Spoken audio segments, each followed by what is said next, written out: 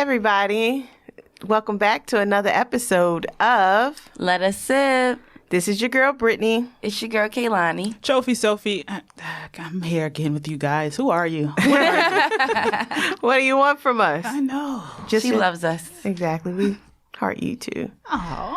And as you guys can see, we have a guest. How you doing? More male energy. We have Real Estate Maine. What's up, Real Estate Maine? I'm chilling. How you ladies feeling today? What's We are up? here. Thank you for joining us today. Absolutely. Yes. I've been dying to get here. Yes. We're dying to have you. Exactly. Well, let's talk. So, I want you to just introduce yourself briefly to everybody. Tell us a little bit about yourself. Well, my name, everybody know me as Maine. Jermaine is my real name. Everybody call me Real Estate Maine. Heavy in the real estate game. Heavy. I know a lot about real estate. I've been doing it from the ground up. So I know it from the mortgage side to the title side to the construction side to the flipping side to the development side, to the lending side. I do all of it, like literally hands-on, every single aspect of it. I've been doing it since I was 18.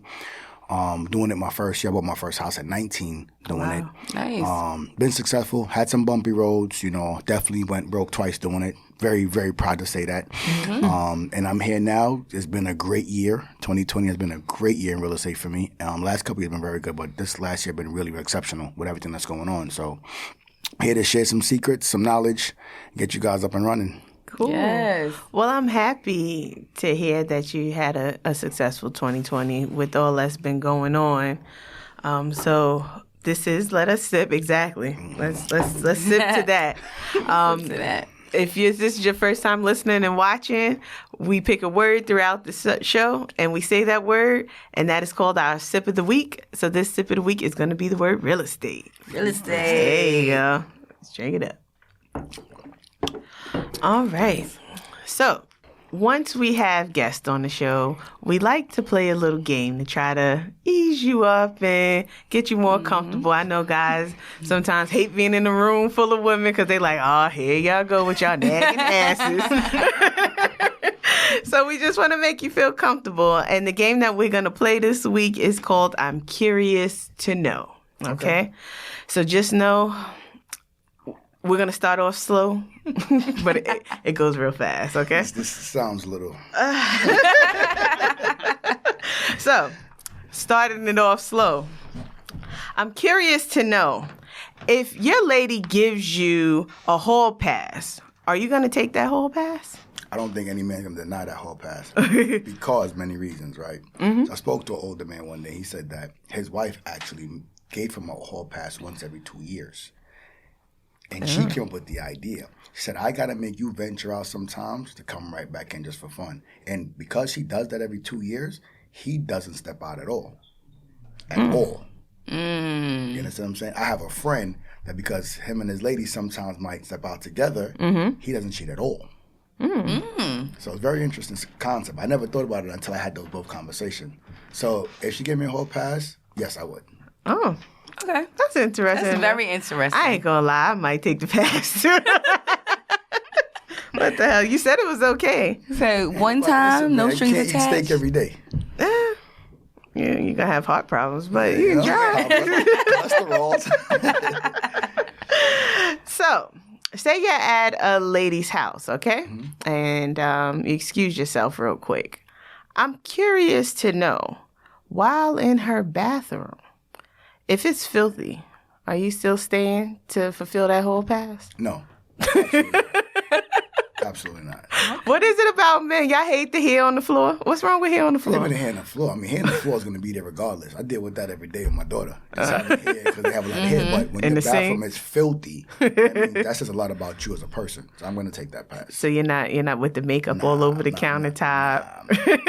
That's different. So we talking about makeup or we're talking about the bathroom's dirty? Oh, no, it's filthy. Okay, yes. But you know how girls, like, it's just a little bit of makeup. Let me just clean up real quick. If I could clearly see that you just open up your makeup and you're going out but using a rush, that's cool. It's regular shit. Nobody's perfect. You know what I'm saying? Right. Sometimes I go home and I throw my clothes and put something else on. I got to run. I come home and clean later. But if I literally come there, your toilet got rings on it and that little area behind the toilet is dirty. Oh, no, we can't. The forbidden part, the yellow part. Yeah, you got to go. You got to go, sweetheart. Right, because now you want the bottom of her feet black. Exactly. Yeah. So, this is a part 2 and 3 to this question. So we're still curious, okay? So say her bathroom isn't that bad. It's doable. You know, she ran out real quick. I'm curious to know, while you're in her bathroom, are you in her medicine cabinet? I think everybody going to somebody's medicine cabinet. I think everyone in the world going to medicine cabinet. Yeah. You know, it was a post that my boy had post one time. He's like, y'all worried about what Shushi wrote. I'm in her medicine cabinet and checking, Googling all the medication. Yes. Part 3. Are you looking at the medicine and Googling it as well? Googling that shit. Hold on, this bitch is crazy. She might have schizophrenia medication. You know what I'm saying? Right, you never right. know. So well, that's the game. So nice. you did okay. Are you comfortable? Yeah, I'm cool. You good? So let's have another sip. Real estate. Yes, real estate. All right. So you're into flipping homes. Mm-hmm. Tell us a little bit about the adventure and how you came into flipping. I want the story from the beginning. So what made me get into real estate was I didn't even know what I really wanted to do when I was younger. Mm-hmm. My mom wanted me to be a doctor because most of my family's are doctors. My other family wanted me to be like a pilot. I didn't want to do that. You know what I'm saying? I actually had a nervous breakdown when I got accepted to St. John's University my first year because I was dissecting a frog and I realized I did not like blood. And I kind of went home and I kind of flipped out on everybody like, I'm not doing this shit. This is not for me. Mm-hmm. I used to always find myself watching HGTV. I loved it. I always loved to destroy something, rebuild, and I liked the idea of real estate. Uh-huh. So I just didn't know how I was going to get into it. But what happened, ironically, I was throwing parties to make money because I was always a hustler. So I was throwing parties to make like teen jams and stuff like that. Mm-hmm. And I was doing a situation they call like a round robin, where everybody gets a week. And that like next Thursday is your Thursday. But we all like a susu? Like a susu, basically. Uh-huh. Right. One particular guy's name was Chad Murray. All praises to him. He pretty much was one of the Susu members. And on a particular Thursday, he would spend more money than he made that night. And me, curious mind, I asked him, I said, why do you throw a party if you spend more than you make? Mm-hmm. You're buying bottles, you're having a good time. He said, I do this for fun.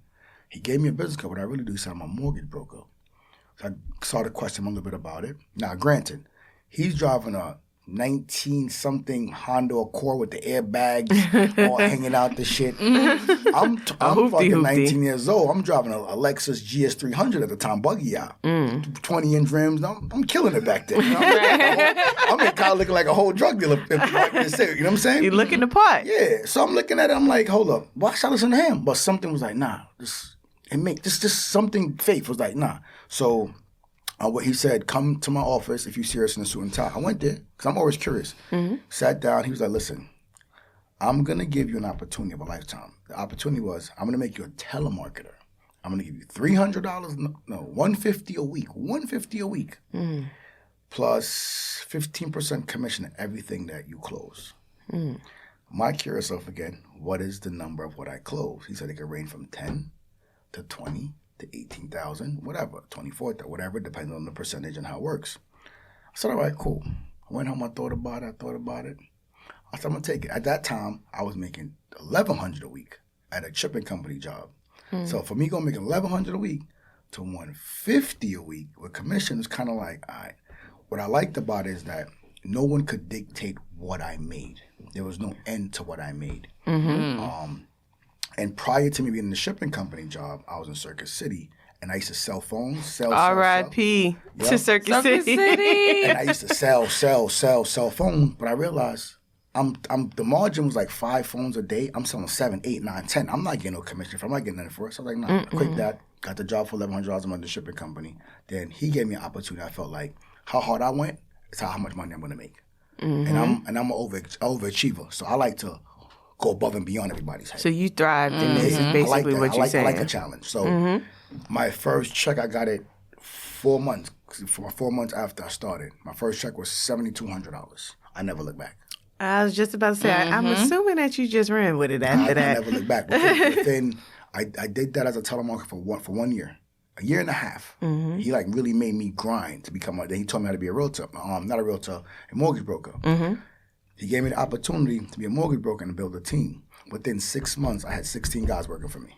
Oh, wow. Under me. So I was managing 16 guys while I was getting to override everything they did while running my own team. So Dope. That was really dope. And then from there, I just never stopped, never looked back. I kept doing mortgages. I still do mortgages to this day. I just kept doing mortgages. Then when the market crashed, I think in 2008. Yes. When it crashed, like I was sitting in a $600,000 house. I am only like 20-some years old. I just found that I'm having a daughter, and the market crashed.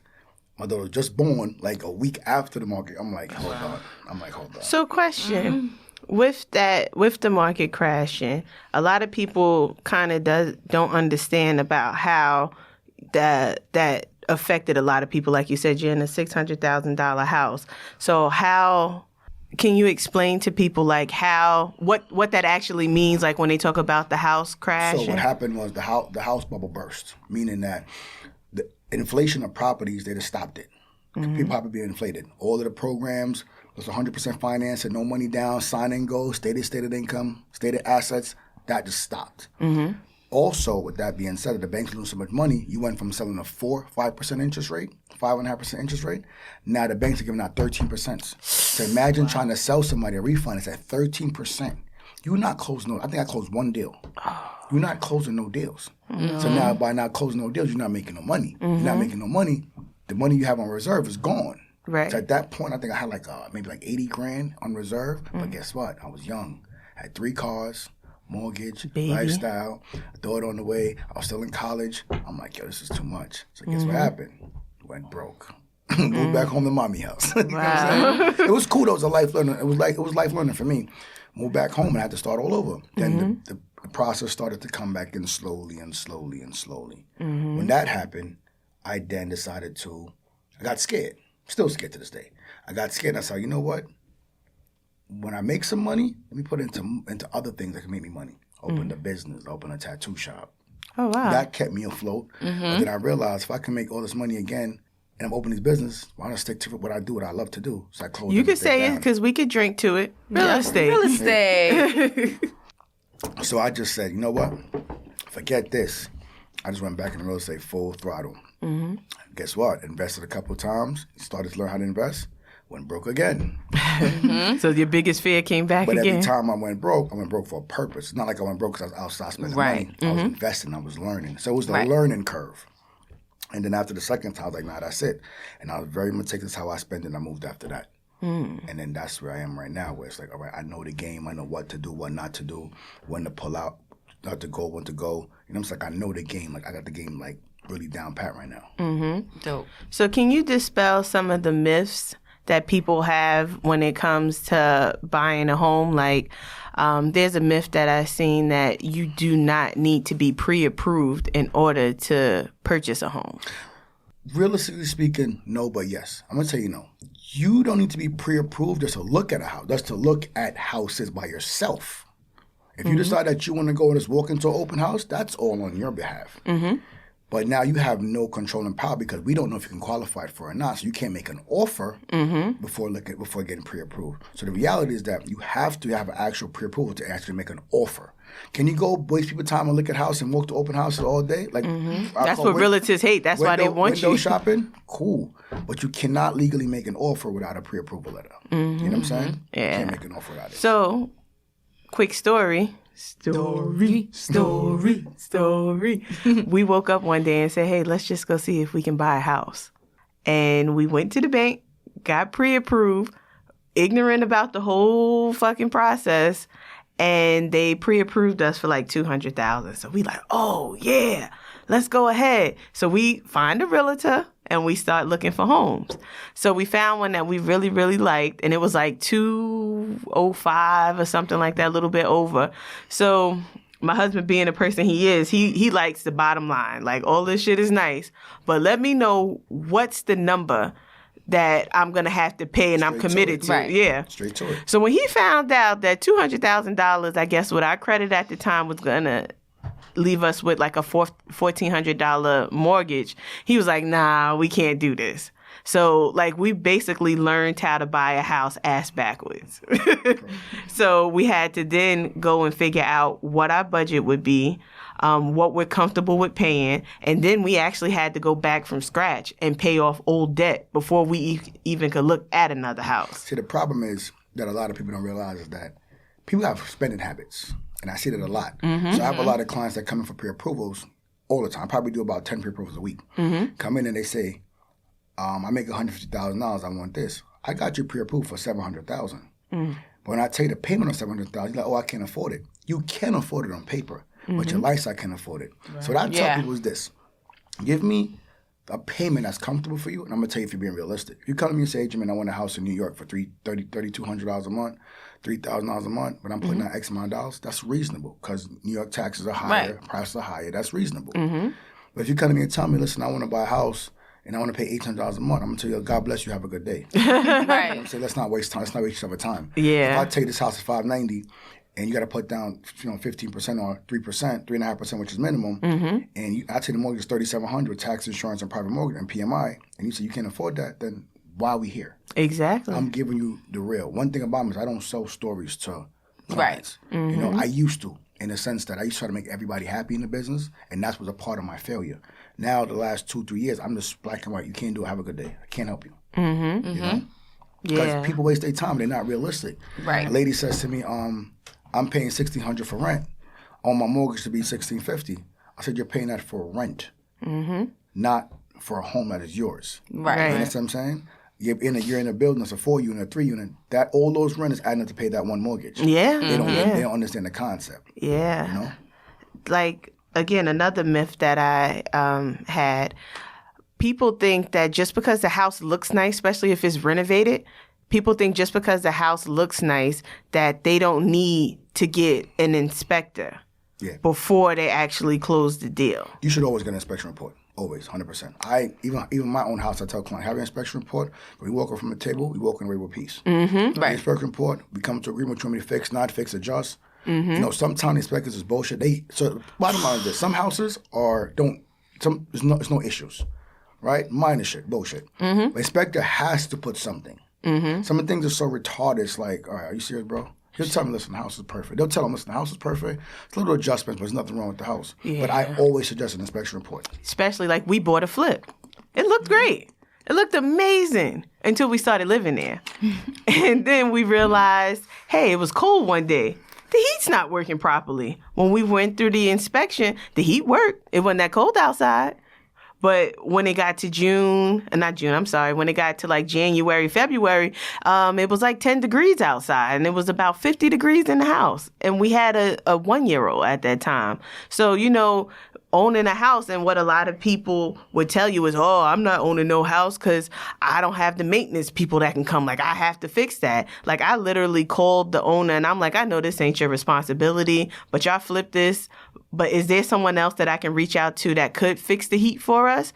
Like, we had a plumbing problem that they didn't notice. They even cheated us with the installation. We have an extra room over our bedroom that had, it appeared to be insulation, but once you lift it up, the other part of the roof had no insulation at all. So we were really fucked because we didn't know. Like, a lot of things we ended up learning, like we had to dig our front yard up, the three of us, me, him, and his coworker, because we had a pipe. Like, every time we would flush the toilet, it'll back up into the front yard. So, and the city couldn't do it because it wasn't a clog on the city side. It was a clog on our side. So we got estimates from people, and they were telling us that in order for them to fix that was $7,000 for them to replace it was an old cast iron pipe, but we would have to get a PVC pipe, which is what? PVC pipe isn't expensive at all. $7,000. Oh, man, we did it ourselves. Yeah. But yes, real estate, because God damn it, that was a fucking day. Real estate. I remember I had spoke to your husband. I'm like, what are you doing? He like, geez, I'm digging in the ground right now. I'm like, you're doing what? Shit. It's what came out of it. But that's the thing about home owning, and even like living in a home, even renting out. But it's certain things to be like, who responsibility is this? And you end up doing it when you're in fucked up situations. Mm-hmm. I learned how to change locks. I'm just a renter inside. I done learned how to change locks. I learned how to put the oil inside the tank. I'm like, this is not my responsibility. You know, it's crazy though. In some investors' part, we don't go as deep as finding out what the pipes are from the outside coming in. We typically check the pipes that's coming in the house directly from the trap coming in. So a lot of times, like, you know, they don't. I don't know them. So obviously, something they didn't do was right. It was a tree in the front yard, you know and the roots grew into that pipe. So I've had an issue like that before with a client that after a while they could not flush. Like when we had the inspections, we had the house for 6 months, no issues. Mm-hmm. But after being in the house every day and living in there every day, it's being used. Build up, it's being used. So now the problem occur. You know, we don't know. When we buy a house from the auction, we don't know what problem. We just try to come in and do as much as we can to make it, you know, make sure everything works. Mm-hmm. So we had to end up paying it was like 50-some hundred to have them come and break the concrete, change it out, and bring it back into the house. And it'd be the simple things that cost the money. The simple things that you think, I can just switch that out. Nah, it don't work that way. I know you felt like unstoppable though. Like once you like actually did it yourself, though, it was like wait, hold on, we from the projects, okay? We project babies. It's like wait, we went from living in the project to gutting it out myself. Okay, cool. You know, and the funny thing is that even an inspector couldn't pick up something like that. Mm-hmm. Right. Because again, like I just sold the house last week Tuesday. The lady called me, she's like, hey, Maine, this man. I said, listen, at the closing table I told you have my number for 30 days. Mm-hmm. As you go, I said, it's going to be adjustment. When you just first build the house, there's always some little adjustment because you start using these things maximum. Right. AC, you might have to adjust the AC, you might have to adjust the hot water tank water because you're there now. I always tell my clients to call me. I'll send somebody over there to fix it. That's dope. Especially when it's a flip. You know what I'm saying? Right. We'll send somebody. I might send a guy over there for a day. He'll knock it out and they'll be right back. Mm-hmm. Yeah. That's dope. That's dope. Real estate. Y'all drink too, okay? So what you said earlier struck a chord with me. You said when you decided to, you know, go. You said you went to St. John's and you had mentioned you had a breakdown. Yeah. Can you get into like? It was a lot. You know, I was going a lot going on in my life at that time. You know, I had never had a father, so coming up without a father, I realized how many things I missed in life when I got to that point in my life. Like damn, I'm in college now. He never was here. Mm-hmm. I felt like I didn't have my own to go and to do what I wanted to do. There was so much pressure from the family to be successful. You know, so that kind of like between all of that together, that like mentally fucked me up a little bit. You know what I'm saying? So that was bad. And then after I had my daughter and everything crashed, I went into even a deeper depression for almost like 16 years. Wow. A very long time. Like I just beat my depression in January 2020. January 1st, 2020. Like after New Year's, I was like, I'm not doing it no more. Wow. You know what I'm saying? No one knew. People knew, like my family knew, but like on the outside, I would never know. I would never show it. It's crazy now, like mental health is being more put to the forefront now because people are really struggling mentally. And then I think it's a lot harder when it comes to black men and them expressing themselves because you guys always have to be the hard person. You always have to be the problem solver. So like what steps did you take to try to manage the depression? You know, for me, I went to therapy. Okay. I had to go to therapy. I had to. When I went to therapy, I started to realize what the issues were. Mm-hmm. You know what I'm saying? And a lot of the issue too is like just the way, again, we have to cope with these things that we don't have to. Like we are not allowed to have any feelings, any emotions, to complain, to feel compassion. But then it's like we can't, if we be soft and don't have compassion or feel a certain way or we don't feel emotions or we talk about how we feel inside, oh, you soft, my nigga, you soft, you this, you that. You know what I'm saying? But then guess what? When we build that up, guess what happened? We explode. And when we explode, you're angry black man. Yeah. Now we in jail. Mm-hmm. So most of if you talk to most of the black men incarcerated, it's not because they're bad people, because they don't know how to channel themselves and they never had an outlet to channel that. So now you incarcerate a bunch of black brothers that was already mentally messed up before. Mm-hmm. Now they even worse. Yeah. You're putting them among themselves. You know what I'm saying? So that's the issue. The issue that we have in that, even with females as women too, like. You gotta ask your people, are you okay? Mm-hmm. People don't understand those simple words, are you okay? Like I just had a conversation with my daughter's mom and I said to her, I always ask you every 2 weeks or every week, are you okay? I said, when last time you asked me if I'm okay? She said to me, she was like, I haven't. I apologize. And I know she means no harm because she'll do the world for me. We're best friends. You know what I'm saying? Like best friends. That's my homie. But just to ask if I'm okay. So today, we had this conversation about 3 days ago. So driving here, she texts me, hey, it's a nice day. How you feeling today? How's everything going with you? Are you okay? And it meant a lot to me because you were actually like, you put your best foot forward. So it made me like have a better, my day felt even brighter coming here to know that there's a person there's a person that actually cares about your actual feelings. Are you okay? What's going on with you? I got a couple of friends, like brothers, I come to brothers that they'll check on me. Like, you good, bro? If I'm talking to them like 2, 3 years, you good? Everything good with you? How you feeling? How's your day, man? How's everything going? How's the kids? How are you? How are you? Like, you know what I'm saying? Right. Which is important. And then they also have to follow up. Like, just because you ask me, am I okay? You have to follow up and listen to me, too. Because that works hand in hand together as well. And I'm learning that, too. I'm learning to do that, too. You know what I'm saying? Like, I have one friend, my boy Rick, like, he always check on me. You okay, bro? You good? How you feeling? How's everything? You all right? Like, like genuinely, he checks on all of us. You know what I'm saying? So I got to reciprocate the same thing, too. Like, the other day, whatever case was going through some stuff, and I felt like I didn't check on him as much as I should have. So I said, listen, let's get a drink. Took him out the first thing out of my mouth. Listen, bro, I apologize. I felt like I wasn't there for you the way I should have been there for you.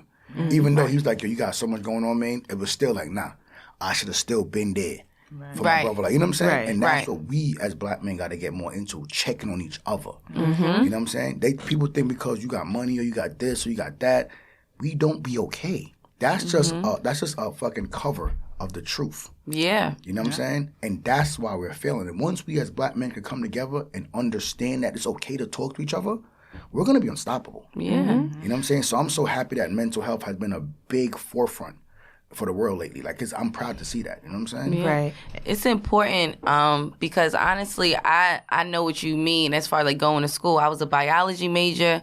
I went straight to college from 17. From like hanging out, going outside with my friends to like, okay, you're here, stuck here in Virginia. Good luck. You know what I mean? See you in 4 years, graduate. So it felt like, in a sense, a lot of people like, oh, it's like the best years of my life. But at first it was like I felt like I was incarcerated. Like I had, we had to be in the house, in a dorm by 11 o'clock. I had curfew. Somebody got shot on campus my freshman year. It was just a lot of change for me, right? And then I had the pressure in my house, like, okay, you might be the first one to graduate. You got to do this. You got your younger cousins watching you. And I actually had a mental breakdown my freshman year.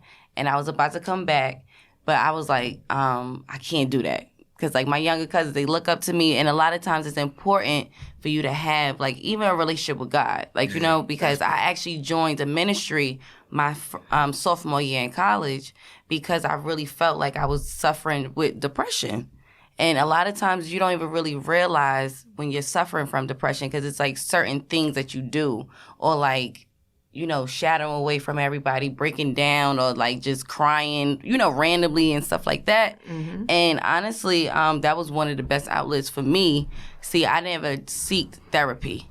See, the problem is a lot of people don't realize that. I'm going to put it out there today. Yeah. We need y'all. As black men, we need y'all women. We need y'all to really sit with us, talk to us, sometimes care for us, nurture us, because that's what's going to make the difference of decisions that we make sometimes. If you know you got a woman or somebody that's great parent, it's not the same when it's like your mother, because almost like that's your job. Right. It's like somebody that you actually love, you want to be with, and they're there for you, and they're really like, yo, I got you, like I'm here with you. Right. It makes a difference in your choices in your day. Even just a good morning, how are you feeling today? Have a good day today. Check me on me throughout the day. It makes a difference. It really makes a difference. That's another way of foreplay, too.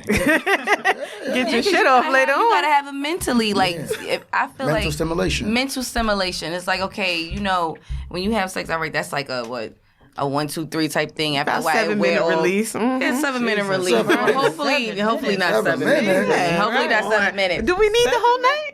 7 minutes. Maybe it's just me. Listen, I think I broke it a long time ago. I think I did it to myself. But 7 minutes? Guys. Listen. Real estate. All right, real estate. No, but what I was saying... Hold on, we got to take this drink. I can't get over the 7 minutes. Okay. Well, what I was saying is, it's so easily to stimulate somebody sexually. Like that's you know what a man like, you know how to turn them on real quick. Okay, all right, in 7 minutes. If you got 7 minutes, nigga, I'm the champ. You could do what you gotta do in 7 minutes, right? But it's so important to have a man mentally stimulated throughout the day. Let them know, like, I'm thinking about you. You know, send a little photo here and there. You know what I mean? Throughout the day, you know, like it's a struggle. I'm telling you, like the shit that we go through as black men every single day is a struggle. Like, was driving here for me every day. It's like no lie, no bullshit. On my way here, I'll show you my phone. My boy's a detective. We went to college together. He's not a realtor on the side. You know what I'm saying? Nice. So I put out that, bought a very high profile car recently. So first thing he said was, "Yo, bro, I'm a detective. I know what it is. Come get this shield. Put this shield in the mirror." I shouldn't have to do that. Right. You know what I'm saying? Why I got to do that? Right. Because they don't got to do it.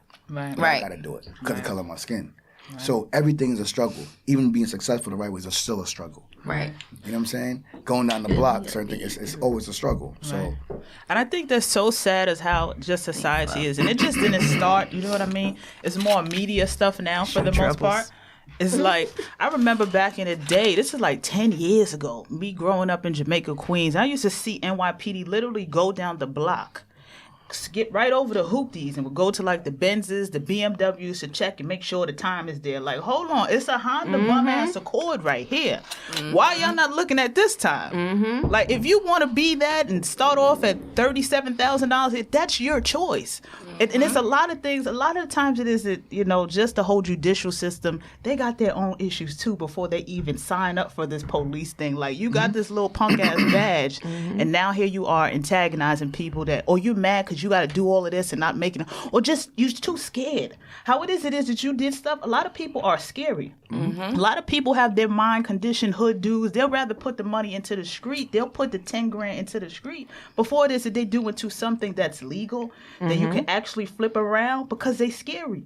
They don't know any better. You know, you can't be mad at a person what they don't know or don't understand. What, you know, if you was raised to cook chicken a certain way, you're gonna cook it a certain way. Right. Like somebody come with a complete chicken is the same chicken, but it's so many different ways of cooking it.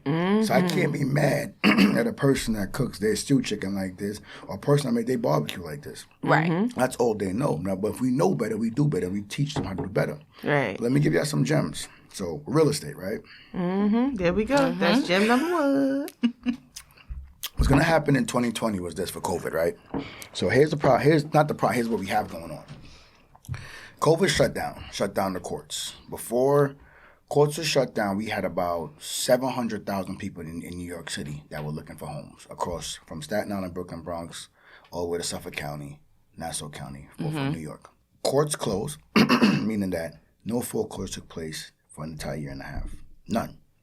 So foreclosures are backed up to the zoo wall right now. So you have 700,000 people that limited access for homes as it is. Then you have another 1-point-something million people from Manhattan and Brooklyn, all these places that now decided that COVID happened. Why the fuck am I here in a building? I'm stuck in this 1-bedroom, 2-bedroom apartment building. No backyard, no nothing. So all these people that got money now want to move out to the islands, to Suffolk County, whatever. So now we went from having a $700,000 void to fill to now a $2 million void to fill. 2 million people to fill void in New York City. So what happened is when you used to have 20 houses for sale, you only have 5 or 6. So now you have triple the amount of people trying to bid on one house. I haven't had a house that stayed on the market more than 24 hours. What? In the past year and a half. Was there bidding war? A lot of bidding wars going on? Like, it's to the point now where people are buying my houses as I buy them. Meaning that I'm buying them, and my realtors are calling me, "Did you buy that house yet?" I'm like, "Yeah, I just bought it in Baldwin." They're like, "All right, cool, I got to buy it for it." Me and him was going back and forth last year, and we he like, "Yo, there's so much going on with this real. People are still buying the homes." It's crazy. And then here's another thing too. A lot of people, because we were forced to go. So remember we spoke about debt to income ratio earlier. It's about how much you make and the payment and everything like that. But so what happened is now lifestyle. The lifestyle changed when the people were locked in. Guess what? You used to go out, have a drink on the weekends. Go out with your girl, brunch, that's $200, $300, $400, $100. Quick. So now you looking at And niggas mad at a $200 date. Now you got extra money to put to. That's 6 months of not spending. People realize, like, holy shit, I saved the extra 20, 30 grand, 20 grand. Right. So now you got people that didn't want to get a house. Now they're like, I'm sitting on all this money now. I want to buy a house. I want to buy a house now. Between them and their spouse, saved up so much money and realized what they really want. And now we want to party in the house because we don't really want to be around y'all niggas. We are our issue. We're our own problem. You have another set of people. So you got the people that want to get out the buildings. Now you got the people that saved up money, that just has money saved because it was sitting on money. Right. And you had the other 700,000. So now you got a $2.something million of people to feed of houses right now. Guess what's going to happen? Courts are going to open up this year. It's going to be an investor's heaven for the next 5 years. But it's going to be somebody's hell, too. No. Because those houses are going to foreclose regardless. Are they currently being occupied by families? So what happened is this. The foreclosure that was going to happen 2 years ago, Okay. they've already been done. Okay. This is before COVID. Okay. They just stopped it because the people that actually that's still in their house right now, COVID gave them an extra 2 years to get their shit together. Mm-hmm. You know what I'm saying? So they should be stacking money. They have no mortgage. They were in the house probably working. They should be ready to get their own house or do the right thing right now. Right. Mm-hmm. So when the bank and the sheriffs go, it's time to go. Mm-hmm. So now what's going to happen is this. When the fluctuation of properties, the doors open up, you're going to have all these houses for investors to buy to fill with clients that's ready. So do you think it's going to be more of a buyer's market or a seller's It's still going to market? be a seller's market because the mindset of people is not going to change. Mm-hmm. People are already stuck in the mindset, I don't want to be in the city. Just the inventory. I just want to be in Long Island. So it's going to be more inventory. Instead of having 20 people at the house, might have 10. But that's still a lot. Mm-hmm. You know what I'm saying? Mm-hmm. So that's going to make the bubble for the next 5 years just go. Just go, just go, just go, just go, just go, just go, just go. Right. So I tell anybody that's in real estate or looking to be a new realtor, this is the time to get into it because you're getting clients by the day. Mm-hmm. You're closing deals by the day. And I'm talking about these. I got a one realtor. He made like 70-something thousand last month. She's a new realtor. Wow. It's a new guy. You know what I'm saying? Mm-hmm. So this is what's going to happen from here, the entire United States for the next 5. This is going to take 5 years to fill. And that's just New York. That's 2 million houses that we got to fill. Imagine Georgia, Connecticut, D.C., New Jersey. There's no houses. And this is just the East Coast. This is no houses. Yeah. Especially where states where a lot of buildings are. Mm-hmm. That's what's happening. Real estate right now is retarded. It's ridiculous right now. You know. Well, you My said best it, friend, so we she got just to got her drink it. real estate license, so. Oh, you said it too. So there's Shout 2 out to more her. drinks. We can definitely continue this conversation, but we got to hit you with our nightcap. Okay. So our nightcap is basically just a wrap up of the show. We just like to drop a few gems, like you was just dropping to the people. So I hope y'all listening. Y'all better listen. Play it back like 4 times. Right. Try this one more time again. Right. And definitely when we get our Patreon up and going, we're going to bring you back. Yes. So that we can have a longer conversation because this information definitely needs to get out there to people like us. Like, you know, there's so many opportunities for us. And then everything now with the whole Black Lives Matter thing, everybody's betting on black. So definitely we got to definitely have you back. But I'll go first. What my nightcap would be for this conversation. Check on your people, especially your men. Even if you got to put them in the headlock sometime. And don't be scared to inquire about owning your own, even if it's a 2-bedroom condo or something. Don't be afraid to inquire because you never know what you can do. I'm a product of that because I never thought that I'll have a house. I never even cared to own a house. Right. But now, as I am a homeowner and knowing the benefits of being a homeowner, digging that dirt up was just nothing. We knocking down bamboo now. Yeah. Right. So if you're in Richmond and you want some bamboo, it is free. You just got to come with your own chainsaw, okay? Yes. I'll let you, girl. My nightcap is never assume that everybody's okay, no matter how strong they may have seemed or come across. No matter how busy they are, please check in on your people. Mm-hmm. And like Brittany said, don't be scared to make a little money. You know, if you want to hit up my boy Estate Maine, you want to get into that real estate, holla at him. And how can they find you before you go? Instagram, HGTV_Maine_Power Homes. Dope. Okay, and we'll have that in the description as well. But Sophie, what nightcap do you have for us, baby girl? Baby girl. Listen, like it is. Check on your people, man. It's a big deal. Pay attention. If you're paying attention enough to your people, you realize something is off. Because I was one of those people who always checked in on people. And I wasn't checking over. They're like, yo, Sophie, I need you. Realize I'm not checking on you for a reason. I'm not right. That's why it is that I'm not checking on you. I got some shit going on. You need to hit me finally to see what it is that I'm going through. Right. And for us, it's just black people. It's like, it's okay to be and quit ask.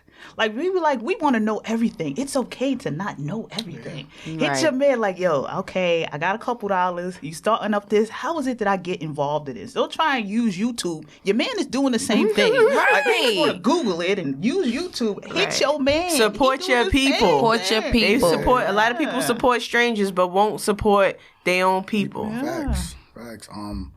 To sum it up, I would just say, don't be afraid to go after what you want. And if you want to get into the real estate business, just do it. It's not hard. It's just a matter of time and hard work. For where I'm at now, I would have never thought I would have been here. But as you go, you meet so much amazing people. Like some of my best friends and the most people that I'm with to this day that I talk to every day are from real estate, that I met them through. And they're amazing people. And everybody wants to do it. They're just afraid to do it. Everybody thinks that you got to have this amount of money to do it. There are hedge funds that are giving you this money to do this shit. Right. There are multi-billion-dollar companies lending money for you to make money. They need to spend the money. Don't feel free to inquire, ask questions. Just go for it. I would say just go for it. Right. Dope. So you heard him. Go for it, y'all. Go for it. Go hard or go home. Right. So we want to thank y'all for joining us. I want to thank you, Real Estate Maine, for blessing us. Thank you. And I'm Brittany. You can follow me at Provocateur B on Instagram. And I'm Kaloni. You can follow me at Looks by K. That's LOOKSXKAY. And I am Philosophy. Let me spell it for you slow niggas. PHILO_SOPHY. I'm there. I'm still on OnlyFans, Trophy Sophie. I'm everywhere. Say those titties. And I'm Maine, HGTV Maine, on HGTV_Maine_poems. Right. Yes. Ask me any questions, DM me. I always respond to everybody. I treat everybody the same. Thank you. Well, let's end this thing with real estate. And we will see y'all next week on another episode of Let Us Sip. Thank you for listening to Let Us Sip. Please remember to subscribe wherever you get your podcast from. And if you like what you heard, leave us a comment. If you feel like we can do better, leave us a comment too. But be respectful.